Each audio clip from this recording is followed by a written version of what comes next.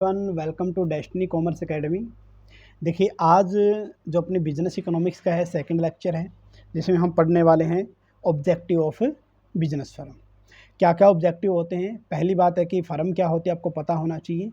Business firm के अंदर हम पढ़ेंगे फर्म कोई भी ऐसी यूनिट जो इंगेज होती है, यानी कि जो प्रोडक्शन करती है गुड्स और सर्विस दोनों का, उसको हम फर्म बोलते हैं।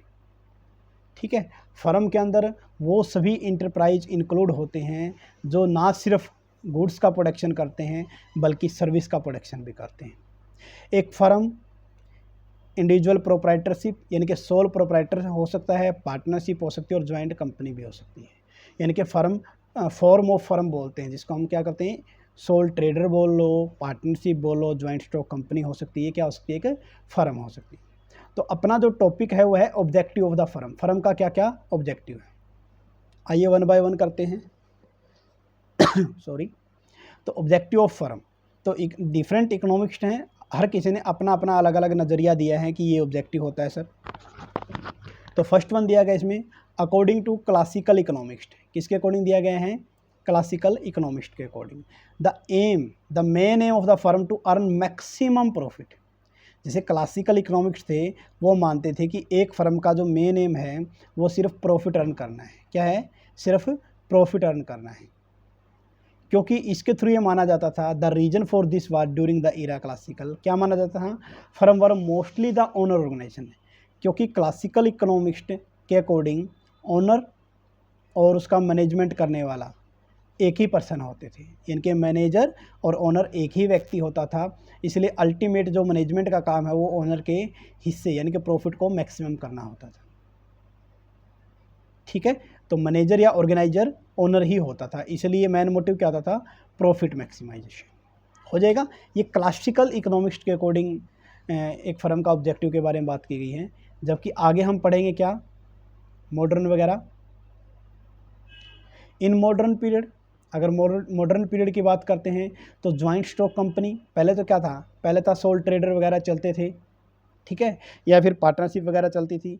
लेकिन फिर ज्वाइंट स्टॉक कंपनी का नया फॉर्म आया है फर्म का, उसके अकॉर्डिंग ओनरशिप अलग होती है और उसको हैंडल करने वाले मैनेजर अलग से अपॉइंट किए जाते हैं। अब पर्सन दो हो गए, मैनेजर अलग हो गया और ओनर अलग हो गया, तो दोनों की थिंकिंग अलग है, दोनों की सोच अलग है, दोनों का अलग अलग नज़रिया है देखने का। शेयर होल्डर चाहेंगे कि उनका डिविडेंड या उनका जो प्रॉफिट है वो मैक्सिमम उनको मिले। मैनेजर चाहेगा कि नहीं भाई, फर्म की ग्रोथ भी करनी है और साथ के साथ उनको कमीशन बोनस वगैरह भी मिलना चाहिए। मैनेजर अपने लिए सोचेगा और शेयर होल्डर अपने लिए सोचेगा। तो यहाँ पर दोनों का इंटरेस्ट क्या हो गया, अलग अलग हो गया। इसलिए फिर यहाँ पर फर्म का जो ऑब्जेक्टिव है वो भी क्या है, डिफर हो सके। अब जो एक मैनेजर है वो अलग अलग सोच सकते हैं। ओनर सोचेगा प्रॉफिट मैक्सिमाइजेशन होना चाहिए, मैनेजर जो है वो सोच सकता है सर सेल मैक्सिमाइजेशन हो, फर्म की ग्रोथ करें, क्योंकि फर्म की ग्रोथ होगा तभी तो उसको अगले साल रखेंगे। तो अलग अलग ऑब्जेक्टिव हो सकते हैं जी। तो आइए पढ़ते हैं। Main interest of the share holder joint stock company में तो प्रॉफिट अर्न करना होता है, लेकिन मैनेजर का इंटरेस्ट जो है वो सिर्फ प्रॉफिट अर्न करना नहीं होता। हो सकता है सेल मैक्सिमाइजेशन करना हो, या फिर कंपनी की डेवलपमेंट के रिगार्डिंग हो, या फिर अपनी सेल या फैसिलिटी को बढ़ाने से रिगार्डिंग हो सकती है। यानी कि यहाँ पर अब है, फर्म का एक ही ऑब्जेक्टिव नहीं रहा कि प्रॉफिट मैक्सिमाइज करना, बल्कि अलग अलग ऑब्जेक्टिव आ गए। इन ऑब्जेक्टिव से रिलेटेड आइए देखिए पढ़ते हैं। प्रॉफिट मैक्सिमाइजेशन हो सकता है किसी फर्म का ऑब्जेक्टिव, सेल या रेवेन्यू मैक्सिमाइजेशन हो सकता है, सिक्योर प्रॉफिट मैक्सिमाइजेशन हो सकता है, या maximisation of firm growth rate, कि फर्म की ग्रोथ रेट को क्या करना है, मैक्सिमाइज करना, ये हो सकता है। ठीक है। या फिर मार्जिनल यूटिलिटी या मार्जिनल यूटिलिटी या फिर मैनेजरियल डिस्क्रिशन, कि जो मैनेजर को ठीक लगे, उसके दिमाग को ठीक लगे, वो काम कर सकते हैं। या फिर सेटिस्फैक्शन हो सकता है, satisfying theory, rent seeking behaviour theory, या साइरेट एंड मार्च बिहेवियर थ्योरी। तो ये अलग अलग 9-10 एम दे रखे हैं आपको कि ये ऑब्जेक्टिव हो सकते हैं। प्रॉफिट मैक्सिमाइजेशन तो होता ही होता है। अब प्रॉफिट के ऊपर भी अलग अलग इकोनॉमिस्ट की अलग अलग राय होती हैं। कुछ लोग मानते हैं कि प्रॉफिट का मतलब अकाउंटिंग प्रॉफिट, कुछ लोग मानते हैं कि प्रॉफिट का मतलब अकाउंटिंग नहीं, इकोनॉमिक प्रॉफिट होता है। अब ये कैसे पता चलेगा कि इस प्रॉफिट को हम अकाउंटिंग बोलेंगे और इस प्रॉफिट को हम इकोनॉमिक बोलेंगे? तो आइए करते हैं स्टार्ट। कि एक लेमैन, एक आम आदमी के अकॉर्डिंग प्रॉफिट का मतलब होता है, profit means all income that flow to the investor. यानी कि कोई भी, जैसे मान लें कि आपने कहीं इन्वेस्टमेंट करी और वहाँ से जो कुछ भी मिलेगा आपको वो आपके लिए प्रॉफिट कहलाएगा। इसी तरह अगर एक अकाउंटेंट के अकॉर्डिंग सोचें तो अकाउंटिंग प्रॉफिट होगा, मतलब जितना उसने टोटल रिवेन्यू किया है उसमें से एक्सप्लिसिट कॉस्ट घटा दो। क्या घटा दो? Explicit cost. अब एक्सप्लिसिट कॉस्ट को ना ऑल पेड आउट कॉस्ट भी बोलते हैं, मतलब जो आउट ऑफ द पॉकेट, यानी कि जो पॉकेट से निकाल कर किसी थर्ड पर्सन को दिए ना, उसको बोलते हैं एक्सप्लिसिट कॉस्ट। तो अगर total revenue minus explicit cost कर देंगे तो ये हमारा अकाउंटिंग प्रॉफिट आ जाएगा। प्रॉफिट को पाई से डिनोट कर सकते हैं, तो क्या आ जाएगा आपके पास? अकाउंटिंग प्रॉफिट आ जाएगा। ये प्रीवियस ईयर का एमसीक्यू है, क्वेश्चन आया हुआ था कि अकाउंटिंग प्रॉफिट किसको बोलते हैं।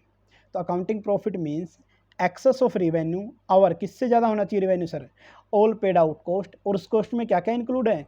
Both manufacturing and overhead expenses. ये प्रीवियस ईयर का क्वेश्चन है इकोनॉमिक्स के में प्रॉफिट के रिगार्डिंग, तो आपको याद होना चाहिए। अकाउंटिंग प्रॉफिट की डेफिनेशन दे रखी है, ये पूरी स्टेटमेंट दे के बोला गया था कि अकाउंटिंग प्रॉफिट है, इकोनॉमिक प्रॉफिट है, दोनों है या दोनों नहीं है।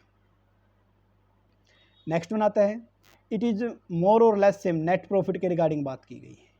कहने का मतलब है अकाउंटिंग प्रॉफिट क्या है? नेट प्रॉफिट को हम बोल सकते हैं, लेकिन इकोनॉमिक्स बोलते हैं कि अकाउंटिंग प्रॉफिट में सिर्फ और सिर्फ हमने क्या किया है सर? हमने सिर्फ क्या किया है सर? हमने सिर्फ एक्सप्लिसिट कॉस्ट को घटाया है, इम्प्लिसिट कॉस्ट को नहीं घटाया। मतलब आउट जो जेब से निकाल कर पैसा किसी थर्ड पर्सन को दिया वो तो घटा दिया, लेकिन आप किसी, मान लें कि 10 लेबर चाहिए थी किसी काम को करने के लिए, 9 आप ले आए और एक आप में खुद काम कर रहे हो, तो ये जो 9 का है ये तो एक्सप्लिसिट कॉस्ट कहलाएगी। क्या कहलाएगी?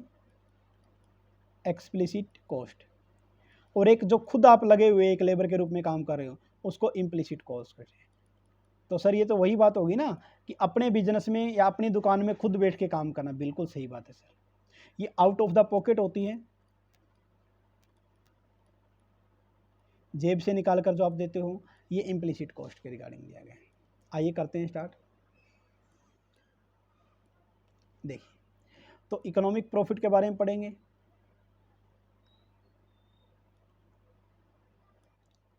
इकोनॉमिक प्रॉफिट को प्योर प्रॉफिट, जस्ट प्रॉफिट भी बोला जाता है। प्योर प्रॉफिट क्या होता है? The return over and above, किससे? अपॉर्चुनिटी कॉस्ट से भी। अपॉर्चुनिटी कॉस्ट को इम्प्लिसिट कॉस्ट भी बोलते हैं। क्या बोलते हैं? Implicit cost. यानी कि इकोनॉमिक प्रॉफिट कैसे निकालेंगे? Economic profit total revenue minus explicit cost minus implicit cost. ठीक है, ऐसे करके निकाल सकते हैं। या इसका एक फॉर्मूला और क्या बन सकता है? ये एक्सप्लिसिट और इम्प्लिसिट, अगर दोनों कॉस्ट को मैं बोल दूं, इन दोनों का जोड़ कर दूं तो ये टोटल कॉस्ट के बराबर होगी। तो इनके total revenue minus total cost economic profit को शो करता है। किसको शो करता है? इकोनॉमिक प्रॉफिट को शो करता है।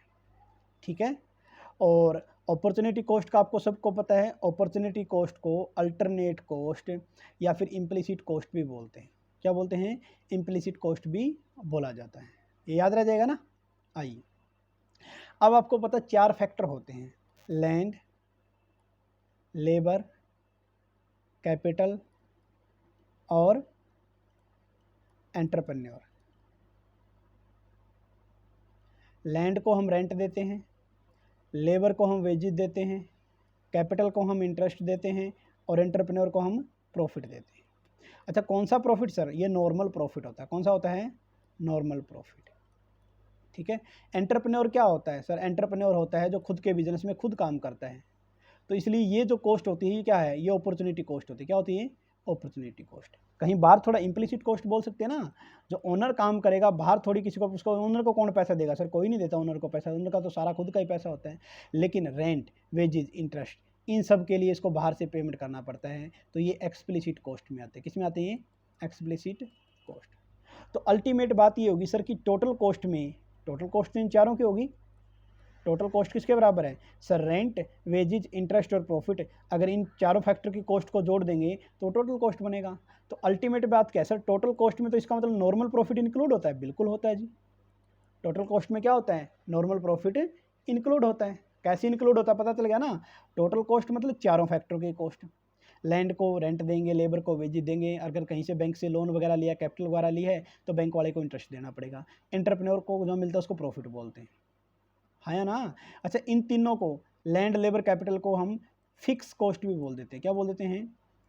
फिक्स नेचर के होते हैं ये, और जो प्रॉफिट होता है वो वेरिएबल नेचर का होता है। वेरिएबल कैसे सर, किसी साल लॉस भी तो हो सकता है, लेकिन इनको तो पेमेंट करनी पड़ेगी, खुद वाले को तो प्रॉफिट है तो दे देंगे वरना छोड़ देंगे। तो अल्टीमेट टोटल कॉस्ट में नॉर्मल प्रॉफिट इंक्लूड होता है, और नॉर्मल प्रॉफिट को हम इम्प्लिसिट कॉस्ट कह सकते हैं, और इम्प्लिसिट कॉस्ट को हम अपॉर्चुनिटी कॉस्ट कहते हैं। अल्टीमेट बात क्या होगी सर, अपॉर्चुनिटी कॉस्ट बोल लो, नॉर्मल प्रॉफिट बोल लो, अल्टरनेटिव प्रॉफिट बोल लो, इम्प्लिसिट कॉस्ट बोल लो, सर बात सबकी एक ही है। ठीक है, ये हो जाएगा जी, और आप नोट्स में पढ़ लेना, इससे ज़्यादा कुछ नहीं आएगा इसमें से।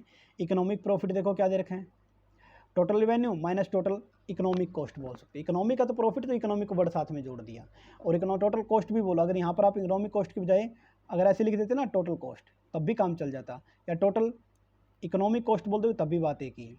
तो एक्सप्लिसिट कॉस्ट और इम्प्लिसिट कॉस्ट, इम्प्लिसिट कॉस्ट की जगह नॉर्मल प्रॉफिट लिख दिया, कोई गजब तो नहीं हो गया ना, क्योंकि नाम तो वही है सारा का सारा। ठीक है, तो any return to the owner over and above the normal profit is called economic profit. यानी कि टोटल रिवेन्यू में से एक्सप्लिसिट कॉस्ट घटा दो और नॉर्मल प्रॉफिट घटा दो, उसके बाद अगर कुछ बचता है ना तो उसको हम इकोनॉमिक प्रॉफिट बोलते हैं। क्या बोलते हैं उसके बाद, इकोनॉमिक प्रॉफिट बोलते हैं। देखिए थोड़ा सा एग्जांपल से समझाऊंगा, समझ में आ जाएगा। मान लें कि ये 100 रुपये हैं, ये 80 रुपये हैं, ठीक है, और ये अगर नॉर्मल प्रॉफिट 10 रुपये है, इसके बाद कुछ बच गया सर, 10 रुपये बच गए यहाँ पर, तो ये इकोनॉमिक प्रॉफिट है। अगर ये 20 होता तो कुछ बचता, नहीं सर कुछ नहीं बचता, तो जीरो निकलना। तो नॉर्मल प्रॉफिट से ज़्यादा जो बचेगा, तो नॉर्मल प्रॉफिट का तो पता चल ही गया था। आगे ये करते हैं स्टार्ट। अकाउंटिंग प्रॉफिट, ये चार्ट कर लीजिएगा तो सारा इसमें यहीं से सोल्व हो जाएगा। Accounting profit total revenue minus explicit cost. अच्छा जी, इकोनॉमिक प्रॉफिट में अगर हम नॉर्मल प्रॉफिट जोड़ देंगे तो क्या हो जाएगा, अकाउंटिंग प्रॉफिट हो जाएगा। फॉर्मूला करके देख लेना, यहाँ पर देखो दे रखा है। इकोनॉमिक प्रॉफिट को super normal profit, pure profit, just profit भी बोलते हैं। Total revenue minus total cost, explicit implicit cost को टोटल कॉस्ट बोलते हैं, और इम्प्लिसिट कॉस्ट नॉर्मल प्रॉफिट के बराबर होती है। जबकि अकाउंट में total revenue minus explicit cost होती है, अकाउंटिंग प्रॉफिट में ऐसे भी किया जा सकता है। ये दोनों फॉर्मूले आपको याद करने हैं। ये तो आसान सा दे रखा था।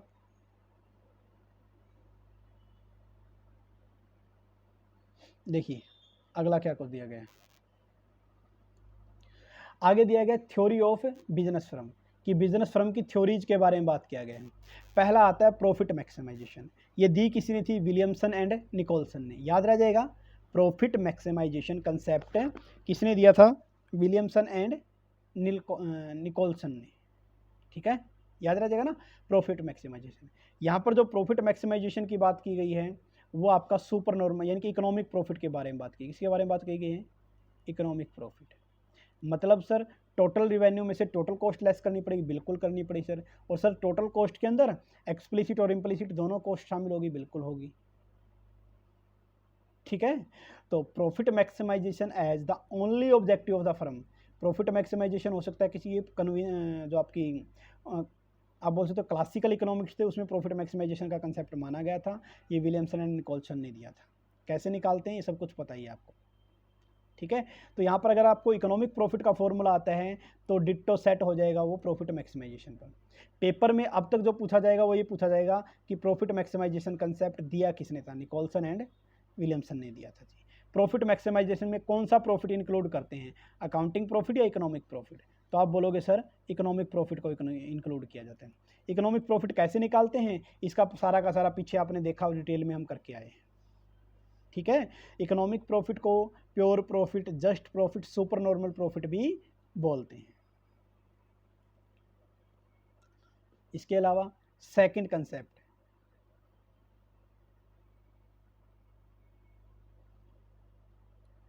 सेकंड मेथड है सेल या रिवेन्यू मैक्सिमाइजेशन मेथड। ये किसने दिया था सर, ये दिया था बोमोल ने। किसने दिया था, WJ बोमोल ने, याद रह जाएगा। Profit maximisation Williamson and Nicholson ने दिया था। सेल को रिवेन्यू बोल सकते हो, तो सेल या रिवेन्यू मैक्सिमाइजेशन मॉडल बोमोल ने दिया था। किसने दिया था, बोमोल ने। तो इसने बोला कि इसके अकॉर्डिंग कि एक फर्म का मेन मोटिव सिर्फ प्रॉफिट मैक्सिमाइजेशन करना नहीं होता, बल्कि प्रॉफिट से इतर या प्रॉफिट के अलावा भी बहुत सारे ऑब्जेक्टिव हो सकते हैं, जिसमें से एक ऑब्जेक्टिव होता है कि सर सेल मैक्सिमाइजेशन करना फर्म का ऑब्जेक्टिव हो सकता है। बोमोल की एक बुक आई थी जिसका नाम था बिहेवियर, वैल्यू एंड ग्रोथ। क्या नाम था? Behaviour, value and growth. इस बुक के अंदर बोमोल ने बताया कि फर्म का जो ऑब्जेक्टिव है वो सेल मैक्सिमाइजेशन होता है, ना कि प्रॉफिट मैक्सिमाइजेशन। बुक का नाम क्या था याद रखना? Behaviour, value and growth. BVG लिख दिया, याद रख लेना, ठीक है। Sale is the mean total revenue. Sale को क्या माना गया है?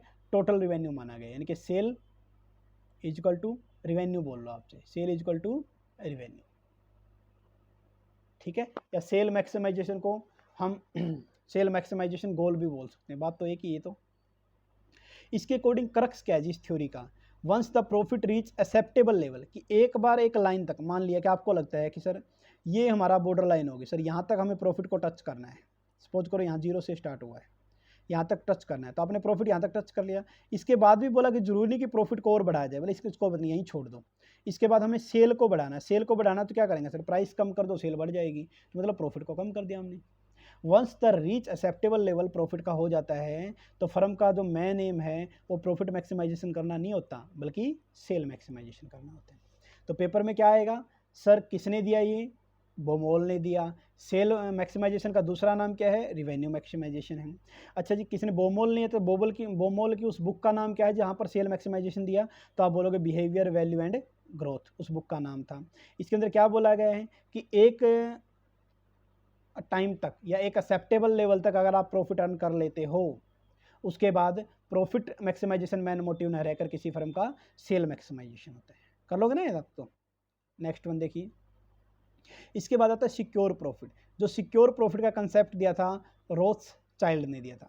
अब आप याद रख सकते हो, जो चाइल्ड है उसको सिक्योरिटी चाहिए, उसको सिक्योर रखना चाहिए, अपने बच्चों को संभाल के रखे।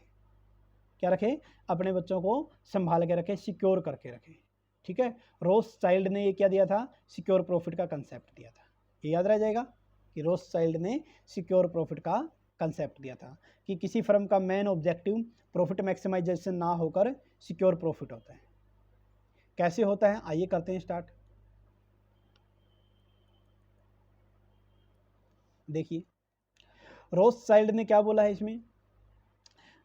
It imply that A firm deciding it's price and output policy. याद रखना, प्राइस और आउटपुट, भाई कितना प्राइस रखना और कितना आउटपुट करना है। डजेंट एम एट मैक्सिम, इसका जो प्रॉफिट मैक्सिमाइजेशन करना मैन एम नहीं होता, ठीक है, at a particular time period of time, but to have consistence flow of profit. वो है ना, प्रॉफिट को बढ़ाने पे फोकस नहीं करते, बल्कि ये करते हैं जितना प्रॉफिट कमा लिया ना उसको कंसिस्टेंस रखे, उसको कम ना होने दे बस। But to have a constant flow of profit, कि प्रॉफिट लगातार होता रहे और लंबे टाइम तक हो। इसने बोला भी वन टाइम में एक बार ऐसा नहीं कि आपने एकदम शॉर्ट टर्म में बहुत ज़्यादा प्रॉफिट कमा लिया, ये एम नहीं होता, बल्कि एम ये होता है कि लॉन्ग टर्म के अंदर सिक्योर प्रॉफिट होना चाहिए, यानी कि ताकि फर्म क्या कर सके? सर्वाइव कर सके। तो फर्म का मेन मोटिव लॉन्ग टर्म के अंदर सिक्योर प्रॉफिट होता है, ना कि मैक्सिमाइज करना होता प्रॉफिट को। किसने दिया था सिक्योर प्रॉफिट? रोथस्चाइल्ड ने दिया था।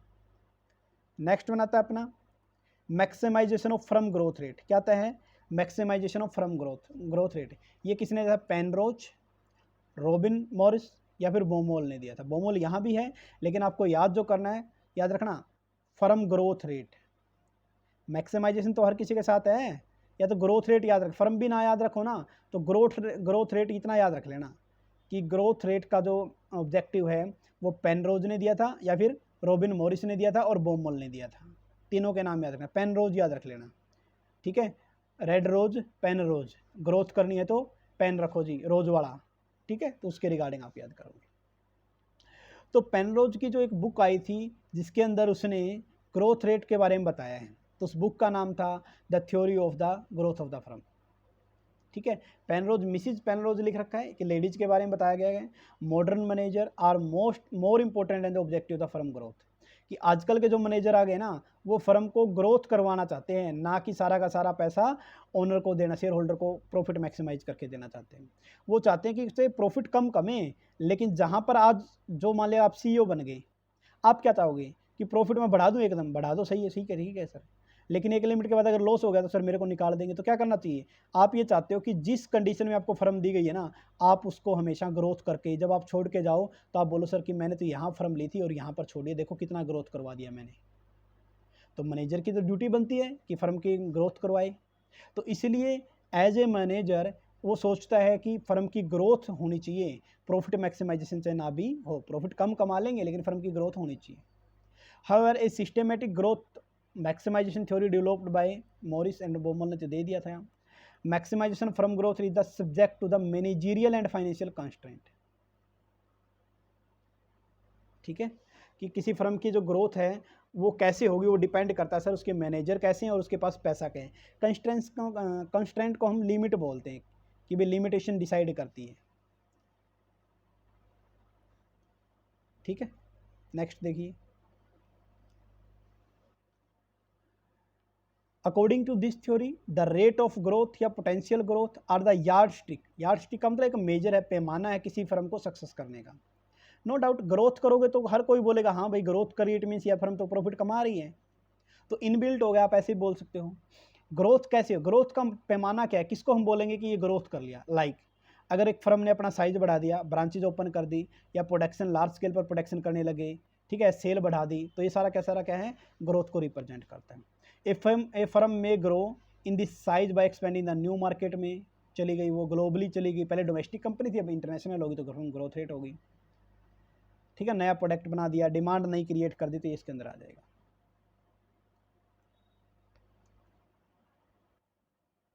नेक्स्ट बनाता है जिसके बाद maximization of managerial utility function या मैनेजरियल डिस्क्रिशन।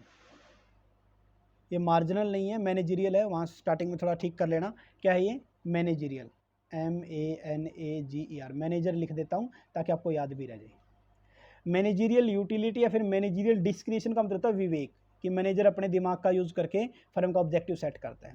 ये मैनेजरियल यूटिलिटी फंक्शन या मैनेजरियल डिस्क्रिशन किसने दिया था, बर्ले, मीन्स और गिलब्रेथ एंड विलियमसन।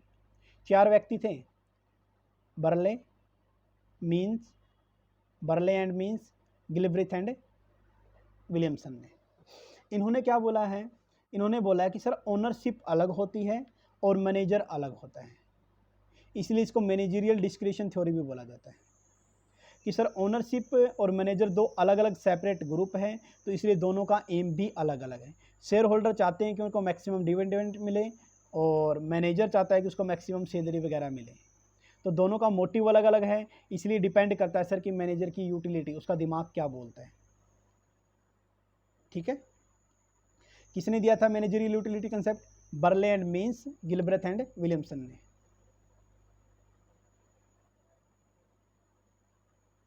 नेक्स्ट आता है जी 6th नंबर अपना मैक्सिमम ऑफ सेटिस्फैक्शन। ये सेटिस्टो वोस्की ने दिया था। ठीक है, तो वोस्की से आप याद रखना विस्की, विस्की क्या याद रख लेना, विस्की याद रखना। सेटिस्फेक्शन कब मिलता है सर, विस्की पीकर, अरे पीनी नहीं है कहीं सेटिस्फेक्शन के लिए विस्की पी जाओ। तो सेटिस्फेक्शन तब मिलता है जब शराबी व्यक्ति को शराब पी के सेटिस्फेक्शन मिलता है, अंग्रेजी पीने वाले को अंग्रेजी पी के, और चाय पीने वाले को मेरी तरह चाय पी के भी सेटिस्फेक्शन मिल जाता है। तो यहाँ पर वोस्की सेटिस्फेक्शन, वोस्की सेटिस्फेक्शन, विस्की सेटिस्फेक्शन आप ऐसे याद रख सकते हो कि जो मैनेजर होता है उसका मेन ऑब्जेक्टिव जो होता है वो फर्म का, वो प्रॉफिट मैक्सिमाइजेशन ना होकर बल्कि मैक्सिमाइजेशन ऑफ सेटिस्फेक्शन होता है। वो प्रेफरेंस देता है सेटिस्फेक्शन को, किससे, मैक्सिमाइजेशन ऑफ प्रॉफिट से। ठीक है, ऐसा क्यों होता है, he is concerned with the managerial effort and distaste of the manager have for the work according to entrepreneur would maximum profit only if he choice between the more income and less fee। इसने बोला कि भी एक limit के बाद जो profit maximum कमाना था अर्न कर लिया, लेकिन उसके बाद दोबारा प्रॉफिट मैक्सिमाइजेशन मैन मोटिव नहीं होता, बल्कि वो क्या करता है, वो बोलता छोड़ यार अब बहुत कमा लिया, अब थोड़ा रेस्ट करते हैं। एम्प्लॉइज से लगा लो, 8 घंटे ड्यूटी करनी उसकी है, ओवर टाइम दोगे 10 घंटे कर देगा, 12 घंटे कर देगा, 14 घंटे कर देगा, 16 घंटे कर देगा, 18 घंटे कर देगा, 20 घंटे कर देगा, 22 घंटे कर देगा। अरे 24 घंटे में कभी तो ये कहेगा बस यार अब और पैसे नहीं चाहिए, अब तो बस मेरे को थोड़ा रेस्ट करने दो। यानी कि ज़्यादा इनकम को मैटर न कर ज़्यादा लजिश, यानी कि ज़्यादा और आराम को पसंद करना है, यानी कि आराम पसंद करता है ना कि रुपया, एक लिमिट के बाद, याद रखना। तो वोस्की ने यही बोला है कि सेटिस्फेक्शन, सर एक लिमिट तक प्रॉफिट कमाने के बाद हर किसी के मन में आता नहीं यार अब हमारा जो मेन मोटिव है ना बस हम सेटिस्फाई हैं, अब थोड़ा सा रिलैक्स करना चाहते हैं। ठीक है। An entrepreneur want to maximum satisfaction even at the cost of the profit. Profit छोड़ के भी वो सेटिस्फैक्शन अचीव करना चाहता है, ये कहना चाह रहा है यहाँ पर वो उसकी। ठीक है, काम किया, अच्छा खासा काम किया, उसके बाद विस्की पे और रेस्ट मारो, ये बोलता है। क्योंकि साइकोलॉजी जो एंटरप्रेन्योर की होती है वो क्या है, एक ह्यूमन बीइंग है, वो भी चाहता है कि यार मेरे बॉडी को आराम मिलना चाहिए, शरीर को आराम मिलना चाहिए, बस अब इतना कमा लिया इनफ है। तो satisfaction, maximum of satisfaction concept किसने दिया था सर? वोस्की ने दिया था, याद रखिएगा। सेटिस्फैक्शन है ये। अगली थ्योरी है सेटिस्फाइंग, दोनों में फ़र्क है, बताऊँगा क्या फ़र्क है। सेटिस्फैक्शन याद रह जाएगा क्या सर? प्रॉफिट को छोड़कर हम लेजियर को, या आप बोल सकते हो कि आराम, रिलैक्सेशन को ज़्यादा मैटर करते हैं।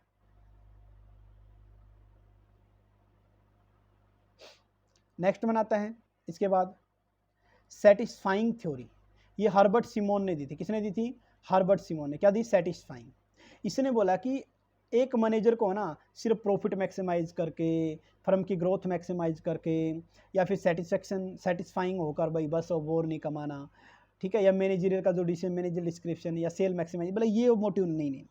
इसने बोला कि सेटिस्फाइंग थ्योरी में हर्बर्ट सिमोन ने बोला कि एक मैनेजर को तभी सेटिस्फाई माना जाएगा जब वो हर फील्ड में अच्छा परफॉर्म करे। क्या करें? Satisfying means satisfactory overall performance हर फील्ड में, लाइक मार्केटिंग में अच्छा करे, प्रोडक्शन में अच्छा करे, सेल डिपार्टमेंट में अच्छा करे, एचआरएम में अच्छा करे, ठीक है, ह्यूमन रिसोर्स वाले में, यानी कि हर फील्ड में अगर वो 360 डिग्री, क्या है याद रख लेना यहाँ पर, 360 डिग्री अगर अच्छा परफॉर्मेंस करे, ओवरऑल क्या होना चाहिए? ओवरऑल उसकी परफॉर्मेंस बेस्ट होनी चाहिए, तभी वो सेटिस्फाइंग थ्योरी कराता है। हर्बर्ट सिमोन बोला सिर्फ प्रॉफिट मैक्सिमाइजेशन करना मैन मोटिव नहीं है, प्रॉफिट के साथ साथ सेल मैक्सिमाइजेशन करना, ग्रोथ मैक्सिमाइजेशन करना, हर लेवल पर आपको मैक्सिमम चाहिए। यानी कि यहाँ पर सॉरी मैक्सिमम, एक तो आप एक वर्ड यूज करो, मैक्सिमम के बजाय ना ये काट दो, सेटिस्फैक्ट्री वर्ड इसके साथ अजीब अटैच कर लो, कि आप ना किसी चीज़ में मैक्सिमम ना हो, बल्कि आप क्या हो? सेटिस्फाई हो। लाइक क्या में सेटिस्फैक्ट्री लेवल, प्रोडक्शन में सेटिस्फाई, मार्केटिंग में सेटिस्फाई, प्रॉफिट में सेटिस्फाई, और सेल में सेटिस्फाई, हर कंडीशन में आप क्या हो? सेटिस्फाई लेवल तक अचीव करने चाहिए। ठीक है, ये हर्बर्ट सिमोन ने क्या दिया था? सेटिस्फाइंग थ्योरी, आईएनजी लगा रखा है, याद रखना, और सिमोन में भी आई है, तो सेटिस्फाइंग थ्योरी हर्बर्ट सिमोन ने दी थी। इसके बाद आता नेक्स्ट सेटिस्फाइंग, तो इसमें भी है सर, लेकिन सेटिस्फाइंग थ्योरी नहीं है, सेटिस्फाइंग बिहेवियर वर्ड आ गया, और जहां पर बिहेवियर आ जाए वो साइरेट एंड मार्च के अकॉर्डिंग है। याद रखना सेटिस्फाइंग के साथ क्या? बिहेवियर, तो इसको ना बिहेवियर थ्योरी भी बोल सकते हैं। सेटिस्फाइंग वर्ड ना हो तो भी काम चल जाएगा, बिहेवियर थ्योरी हो तो भी साइरेट एंड मार्च ने दी थी, या सेटिस्फाइंग साथ में वर्ड जुड़ जाए तो भी कोई डाउट नहीं है। इस थ्योरी के अंदर क्या बताया गया है? बिहेवियर थ्योरी के अंदर इनकी एक बुक आई थी साइरेट एंड मार्च की, क्या? A behaviour theory of the firm, ये बुक का नाम था। इसने बोला the firm is a multi goal, firm के बहुत सारे गोल होते, कोई एक प्रॉफिट मैक्सिमाइजेशन सेल मैक्सिमाइजेशन नहीं होता, और बहुत सारे उसको डिसीजन लेने पड़ते हैं, और जो डिसीजन लेने पड़ते हैं ना वो कोलिशन के बेस पर, यानी कि ग्रुप में डिसीजन लिया जाता है, कि कोई भी इंडिविजुअल काम नहीं करता बल्कि ग्रुप में एक फर्म काम करती है, उस ग्रुप के अंदर manager, share holder, worker, customer सारे मिला के चलते हैं। एक इनका ग्रुप बनता है, वो एम सेट करते हैं, वो ऑब्जेक्टिव सेट करते हैं, अगर वो ऑब्जेक्टिव फुलफिल हो गया तो अच्छी बात है, नहीं हुआ तो फिर दोबारा नई टीम बनाएंगे, नए ऑब्जेक्टिव सेट करेंगे। ऐसा तब तक चलता रहेगा जब तक वो सेटिस्फाई नहीं होता, मतलब जब तक वो गोल अचीव कर नहीं लेते। ठीक है, और जो ये मैनेजर है वो चाहेगा सैलरी मिले, शेयर होल्डर चाहेगा प्रॉफिट मिले, वर्कर चाहेगा बोनस मिले, कस्टमर चाहेगा उसको कम प्राइस पे मिले। इन सब की बातों को ध्यान में रखना पड़ता है। तो जो गोल होता है मेनली किससे रिलेटेड? प्रोडक्शन से, सेल से, इन्वेंट्री से, प्रॉफिट से, मार्केट शेयर से हो सकते हैं। अगर गोल अचीव नहीं किया गया तो नई टीम बनाएंगे सर, नए सिरे से फिर दोबारा स्टार्ट करेंगे। तो बिहेवियर थ्योरी साइरेट एंड मार्च ने दी थी, और इसमें ग्रुप लेवल पर काम किया जाता है।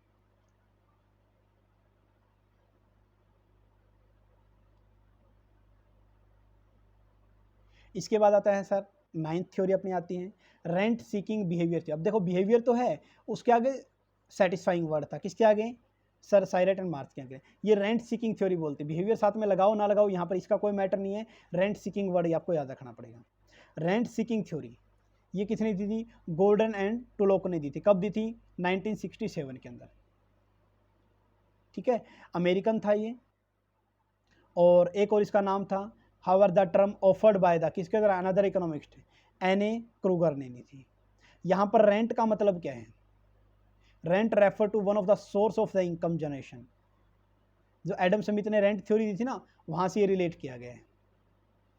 ठीक है, रेंट मीन्स, रेंट एक एक्टिविटी है। Rent is a activity of lending one's own resource in exchange of some benefit relative to the other source of income, like profit entrepreneur को होता है, लेबर को वेजेस होती है, उसी तरह रेंट के बारे में बात की है। Rent is a least risky या least labour demanded source of income है। तो rent theory, rent seeking theory किसने दी थी? टुलोक ने दी थी। अभी तक तो सिर्फ इतना ही पूछा गया था इसमें कि रेंट सीकिंग थ्योरी किसने दी थी, क्रॉस मैचिंग में आया था तो ये कंसेप्ट यहाँ पर डाल दिया गया था। नॉर्मली बेसिक जो रेंट के बारे में बताया था, रेंट सीकिंग नहीं, रेंट के बारे में एडम स्मिथ ने बोला था, रेंट सीकिंग बिहेवियर थ्योरी दी थी आपकी टुलोक ने। रेंट सीकिंग का मतलब क्या है, क्रक्स देखिए, it is a concept in economics state that individual और an entity seek to increase their own wealth without creating any benefit of wealth of the society. मतलब खुद के बारे में सोचना, ना कि सोसाइटी के बारे में। ठीक है, रेंट सीकिंग का मतलब क्या होता है कि फर्म को अपने बारे में सोचना चाहिए, ना कि समाज के भलाई का ठेका नहीं लेना फर्म को। Rent seeking activity means obtain financial gain benefit through the manipulation of distribution of the economic resource. Ultimate इसके है ना, ये आप बोल सकते 2 नंबरी काम वाली बात बोल रखी है। इसने बोला कि अपना काम करवा लो, कैसे करवा लो? सरकारी नौकरों को, सरकारी अफसरों को घूस खिला दो। लाइक रेंट सीकिंग एक्टिविटी में क्या, लॉबिंग करना, अफसरों को खरीद लेना, गवर्नमेंट से सब्सिडी ले लेना, अगर आपकी गवर्नमेंट जानकारी है, नरेंद्र मोदी आपका जानकार है तो ग्रांट ले लेना गवर्नमेंट से, टैक्स कम करवा लेना, लाइसेंस के रिगार्डिंग है। तो अल्टीमेट ये है कि जो पब्लिक एडमिनिस्ट्रेशन है, जो गवर्नमेंट एम्प्लॉयज़ होते हैं, उनको घूस खिला के, उनको रिश्वत खिला के अपना काम निकलवाना, समाज का कोई लेना देना नहीं है, उसको रेंट सीकिंग थ्योरी बोलते हैं। एक नेगेटिव फिनोमा हो गया एक तरह से। ठीक है, नेक्स्ट बनाता है क्या अगला पैराग्राफ में, economics view such activity is detrimental for the, मतलब ये एक्टिविटी क्या है सर, समाज के लिए तो हानिकारक है, क्योंकि इससे क्या होगा, एलोकेशन ऑफ रिसोर्स जो है वो इनएफिशिएंट हो जाएगा। कि पैसे देके किसी का काम बन रहा है, जैसे वही बात होगी ना कि पैसे देके नौकरी लग गया और जिसके पास पैसे या सिफारिश नहीं थी वो बेचारा पढ़ा लिखा घर बैठा है। इससे कंपटीशन क्या होगा, डिक्रीज होगा, इनइक्वालिटी आएगी समाज में, समाज को नुकसान होगा, सोसाइटी के लिए, यानी कि हार्म फॉर सोसाइटी, यहाँ पर आप लिख सकते हो हार्म फॉर सोसाइटी, ये पॉइंट याद रख सकते हो। रेंट सीकिंग का मतलब तो चल गया ना पता, कि गवर्नमेंट के एम्प्लॉयज को रिश्वत खिला के अपना काम निकलवाना, अपना काम, समाज के लिए क्या नुकसान हो रहा है कोई देखना देखना कुछ भी नहीं है। ठीक है, तो इसके अंदर ये है, तो थोड़ा सा पढ़ लेना, और इसके अंदर कुछ भी नहीं दे रखा है यहाँ पर। फिर आगे दे रखा क्या, टुलोक पैराडॉक्स। टुलोक पैराडॉक्स में क्या दिया गया है, the corrupt politician utilize their bureaucratic power to engage in the rents. जो पॉलिटिशियन करप्ट होते हैं ना, वही ब्यूरोक्रेटिक पावर पर प्रेशर बनाते हैं कि इस व्यक्ति का काम करो जी, खासकर बिजनेसमैन के रिगार्डिंग ऐसा किया गया है। तो in order to gain certain benefit the rent seeker may bribe, रिश्वत देते हैं पॉलिटिशियन को, क्या देते हैं, रिश्वत देते हैं पॉलिटिशियन को। तो रेंट सीकिंग के अंदर क्या बोला गया, difference between the cost of rent seeking, यानी कि जो रिश्वत दी है और एक्चुअल में उसने कितना गेन कराया है, इसको क्या बोलते हैं, paradox is called the Tullock paradox बोलते हैं। तो there is significant difference between the cost of rent seeking, जो आपने रिश्वत दी है, और गेन फ्रॉम द प्रैक्टिस। देखो आपको मान ले कि एक स्कूल बनाना था, लेकिन आप क्या कर रहे हो, स्कूल छोड़ो, आपको मान ले कि कोई एक बिल्डिंग बनानी थी, अब वो बिल्डिंग इलीगल जगह पे बना रही है, इलीगल बिल्डिंग बना रहे हो, तो उसके लिए जो आपने रिश्वत दी ना वो तो हो जाएगी कॉस्ट, और बिल्डिंग जो बना ली ना वो आपका हो गया रेवेन्यू, तो ये क्या कहलाएगा, प्रॉफिट कमा लेगा। तो इसको क्या बोलते हैं, रेंट सीकिंग के थ्रू बोला जाता है। The Tullock paradox state that rent seeker generally obtain large financial या इकोनॉमिक गेन, बड़े लेवल पर गेन कमाते हैं, और कॉस्ट रिश्वत छोटी सी देते हैं। ठीक है, ये हो जाएगा बस, और ये पढ़ लेना, इसके ज़्यादा कुछ नहीं है। फिर नेक्स्ट पॉइंट अपना आता है क्या, कंस्ट्रेंट ऑप्टिमाइजेशन। कंस्ट्रेंट्स का मतलब होता है लिमिटेशन, कि हर काम करने की लिमिटेशन होती है जी, यानी कि हर के पास आप बोल सकते हो स्केयर रिसोर्स, मैं यहाँ पर एक वर्ड यूज करता हूँ स्केयर रिसोर्सेज, कि हर किसी के पास लिमिटेड होती है, मतलब बिना लिमिटेशन के कोई काम ही नहीं होता इकोनॉमिक्स में। तो although there is an example of unconstrained optimization in the economics, for example finding of the optimum profit, maximum revenue, minimum cost, constraint optimization is one of the fundamental tool of economics in the real life. लेकिन इसने बोला sir real life में ऐसा नहीं होता, ना ही तो maximum earn किया जाता रिवेन्यू, ना ही मिनिमम कॉस्ट होती, ना ही ऑप्टिमम प्रॉफिट कमाया जाता। ठीक है, the consumer maximize their utility subject to the many constraint. भाई कंज्यूमर को अगर आपकी मैक्सिमम, हम बोलते हैं ना कंज्यूमर को मैक्सिमम सेटिस्फैक्शन होगा सर अगर ये कर लेगा तो, लेकिन इसने बोला सर रियल लाइफ में बहुत सारी प्रॉब्लम होती है, लाइक उसका बजट कंस्ट्रेंट्स का मतलब लिमिटेड, सर बजट होता है, बजट लिमिटेड होता है। यहाँ तक इसने बोला सर बिल गेट्स के पास कोई पैसे की कमी नहीं है, लेकिन फिर भी वो पूरे वर्ल्ड को नहीं खरीद सकता सर, रियल लाइफ में तो उसकी भी प्रॉब्लम होती है। तो ये कुछ प्रॉब्लम है। एक वर्ड आया था कंस्ट्रेंट ऑप्टिमाइजेशन, क्या होता है सर? लिमिटेशन, हर चीज़ की लिमिटेशन होती है हर किसी के पास, बस ये समझाना चाहता है यहाँ पर। ठीक है, तो इसके अंदर देखिए क्या दिया गया है, और बस प्रोडक्शन की लिमिट होती है, रिसोर्स की लिमिट होती है, कंज्यूमर के पास बजट की लिमिट होती है, प्रोड्यूसर के पास टेक्नोलॉजी की लिमिट होती है, हर किसी की लिमिट होती है ना, वही कंस्ट्रेंट कहलाता है। कंस्ट्रेंट ऑप्टिमाइजेशन या constraint optimization it is the, क्या है ये सर? ये एक process optimization an objective function with respect to the some variable in the presence of constraint है। मतलब कुछ ऐसे वेरिएबल होते हैं जो हमेशा लिमिट में होते हैं, लाइक कॉस्ट फंक्शन हो सकता है, ठीक है, या फिर रिवार्ड फंक्शन हो सकता है। यानी कि जैसे मैंने ऐसे सर्कल बनवाया होगा, आपको याद है मैंने बोला ऊपर वाला जो पोर्शन है ये वाला जो है ये रिवार्ड को रिप्रेजेंट करता है, और जो नीचे वाला यहाँ से लेके यहाँ तक का हो गया ये कॉस्ट को रिप्रेजेंट करता है। हर किसी के आपके पास लिमिट है, लेकिन पेपर में ये नहीं पूछा गया था। पेपर में इस पैराग्राफ से क्वेश्चन आया था, क्या था? जो कॉन्स्ट्रेंट होते हैं, लिमिटेशन होती है, वो हार्ड और सॉफ्ट होती हैं। क्या होती है? हार्ड और सॉफ्ट होती है। अब हार्ड कॉन्स्टेंट किसको बोलते हैं? Hard constant which set condition for the variable that are required to be satisfy, जिसको सेटिस्फाई करना जरूरी होता है। और soft constant which have some variable value that penalize इस objective function if based on the extent that condition on the variable are not satisfy. जो condition satisfy हो जाए हार्ड, जो ना हो तो वो सॉफ्ट, बस यही छोड़ देना।